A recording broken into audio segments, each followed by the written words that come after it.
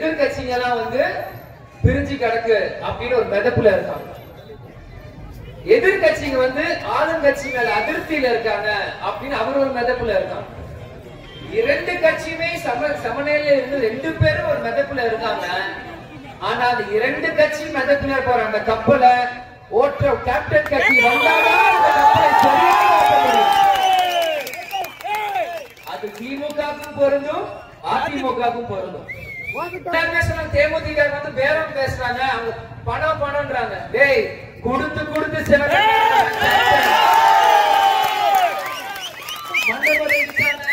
கல்லூரி விட்டு போயிடுச்சு, கேப்டன் டிவி இல்ல, எதுவுமே இல்லைனாலும் இன்னைக்கு அந்த கெத்தா நாங்க நிக்கிறோம் தெரியுமா?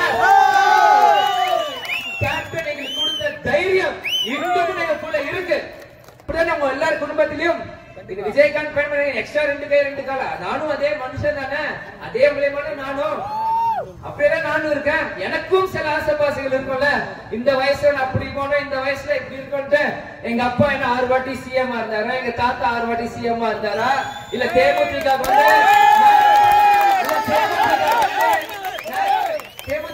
நேஷனல் அளவில் வந்து எல்லா பக்கமும் பணம் வந்து கொட்டுது, யாரோ ஒருத்தர் வந்து இங்க பாஜக மாதிரி தலைவர் நடத்துறாங்களா? எதுவுமே இல்ல. காலேஜ் முடிக்கிறேன், கேப்டன் உடல்நிலை சரியில்லை, இன்னைக்கு வரும் கட்சி ஒரு பக்கம்ன்றாங்க, தொண்டர் தம்பி நீங்க வரணும்ன்றாங்க. எதுவுமே எனக்கு தெரியல. கேப்டன் சொல்ல நீ போன்றாரு, எங்க அப்பா சொன்ன தலைமை வந்துட்டே இருந்தேன். தொண்டர்கள் கூட்டம் கூட இதுவரைக்கும் இந்த செகண்ட் வரைக்கும் என் வாழ்க்கையில என்ன பண்ண போறேன், என்ன நடக்கும் எனக்கு எதுவும் தெரியாது. நேற்று ஒரு ஊர்ல இருந்து இன்னைக்கு இங்க இருக்க, நாளைக்கு யாரை கூப்பிட்டு அங்க போவேன், நாளைக்கு ஒரு மக்கள் பிரச்சனை அங்க வருவேன், எனக்கு என்னன்னே தெரியாது. எல்லாரும் சொல்லுவாங்க விஜயகாந்த் பையன் born with silver spoon அப்படின்னா. born with silver spoon எனக்கு தெரியாது. என் மக்களுக்கு ஒரு பிரச்சனை, எந்த சில்வர் ஸ்பூன் தூக்கி போடுறது. இப்படி இருக்கும்போது மக்களை நீங்கள் சிந்திக்கணும். அடுத்த கட்ட தலைவர்கள் உருவாக்க வேண்டியது உங்க கடமை. இன்னைக்கு வந்து எல்லா கட்சியிலுமே ஒவ்வொருத்தரும் பேசிட்டு இருக்காங்க. ஆனா தேமுதிக இளைஞர்கள் கூட்டம் இருக்குன்னு யாருக்குமே தெரியல. இன்னைக்கு ஒரு புது கட்சி ஆரம்பிக்கலாம், இளைஞர் கூட்டம் கூட்டலாம். ஆனா நம்பிக்கையும் தைரியம் இருக்க கூட்டம் தேமுதிக கூட தான். கேப்டனை அழிக்கவே முடியாது. கேப்டனை நெஞ்சுக்கு நேரம் கண்ணுக்கு முன்னாடி எவனாலும் கேப்டன் அழிக்க முடியாது. முதுகுக்கு பின்னாடி வந்துதான் கேப்டனை படுத்த வச்சார். இதுதான் உண்மை. ஆனா இனி வரும்போற காலத்தில் நம்ம அப்படி இருக்க கூடாது. நம்மளுக்கு என்ன வேணும்? நம்ம கட்சி ஜெயிக்கணும், எங்க தொண்டர்கள் ஜெயிக்கணும், எங்க நிர்வாகிகள் ஜெயிக்கணும். அதுக்கான தேர்தலா தான் 2026 தேர்தல் இருக்கணும். நம்ம எங்க போறோமோ நம்ம போராடும் ஜெயிக்கணும், அவங்களும் ஜெயிக்கணும், ஆனா நாமளும் ஜெயிக்கணும். அதுதான். நீங்க மட்டும் எடுத்துக்காதீங்க, எங்களுக்கும் கொஞ்சம் கொடுங்க. கேப்டன் வந்து கர்னர், அவர் கொடுத்துட்டே தான் இருப்பார். நீங்க கர்னரா இருக்க வேணாம், மனுஷனா இருங்க.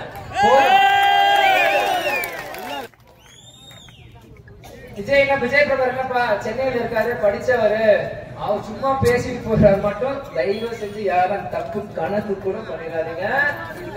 நான் பொறுமையா இருப்பேன், ரொம்ப ரியாக்ட் பண்ண மாட்டேன், அமைதியா இருப்பேன். ஆனா ஏதாவது தப்புன்னு தெரிஞ்சதுன்னா கேப்டன் போகிற அளவுக்கு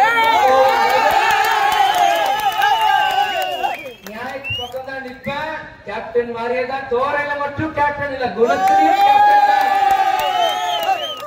அதை கூட இருக்க நண்பர்கள் தெரியும். ஆனா உங்க முன்னாடி சொல்ல வேண்டிய ஒரு வாக்கியமா அதுக்கு பார்த்துட்டு கருதி உங்க முன்னாடி நான் சொல்றேன். இதே மாதிரி இந்த அரூர் தொகுதியில கேப்டன் வந்து செம்மரைக்கட்டை இருந்தவங்களுக்கு வீடு வீடா போய் 10 லட்சம் ரூபாய் பணம் கொடுத்த ஒரே தலைவர் 20 லட்சம்.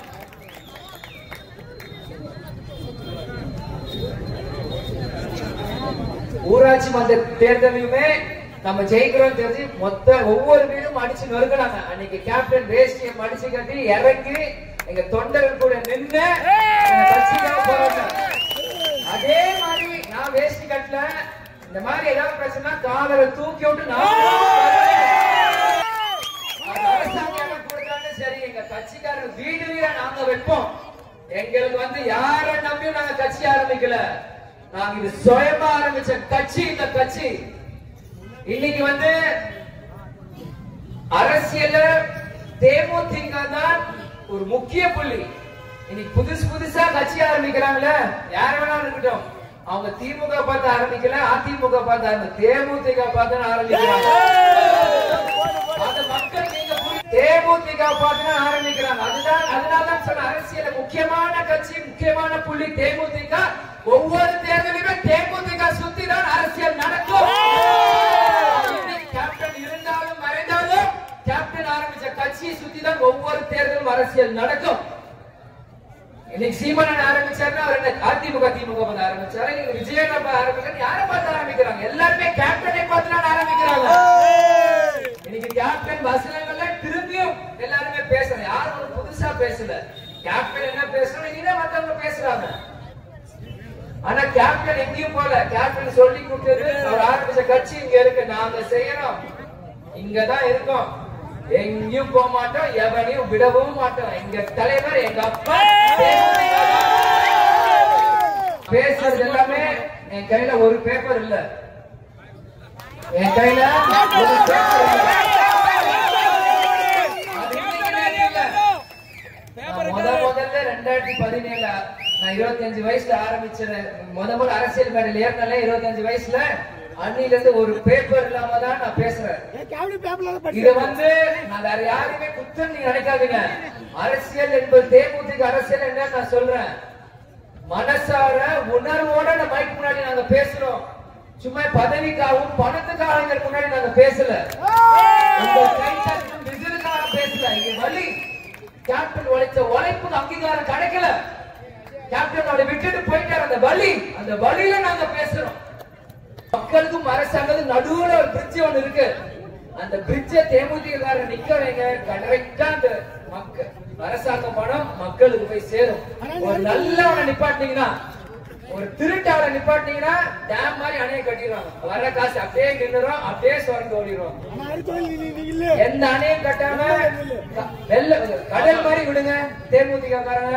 கரெக்டா அந்த காசை பைசல் பண்ணி கரெக்டா மக்களுக்கு என்ன தேவையோ அதை செஞ்சு கொடுத்துட்டு போயிட்டே இருக்கோம்.